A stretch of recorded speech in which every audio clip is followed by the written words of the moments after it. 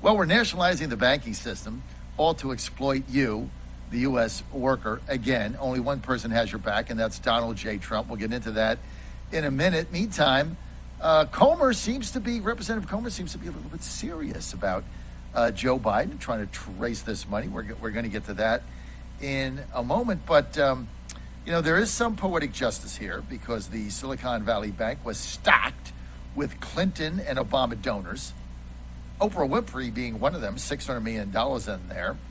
And of course, they prioritized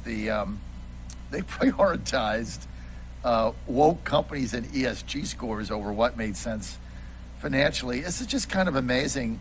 We find that all these Democratic donors had money in there. We also find out that none other than Chuck Schumer is being affected by it. Also, there's a conflict of interest. We also find out that this bank donated $74 million to Black Lives Matter, the completely discredited nonprofit organization where the founders of it took the money and bought major beach houses worth hundreds of millions of dollars on beachfront in California in white neighborhoods. So that's what we know about Black Lives Matter. They donated $74 million so that they could be sure that they were on the good list of wokeness, right? It's unbelievable, some of these things. Meantime, here's what you got to look out for, okay?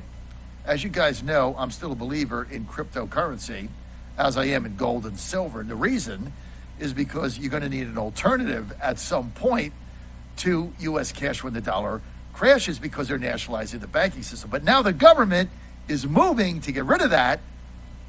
Why are they afraid of cryptocurrency? Well, just in Kristi Noem's state in South Dakota, they passed a bill to nationalize cryptocurrency. So that would be run by the U.S. government.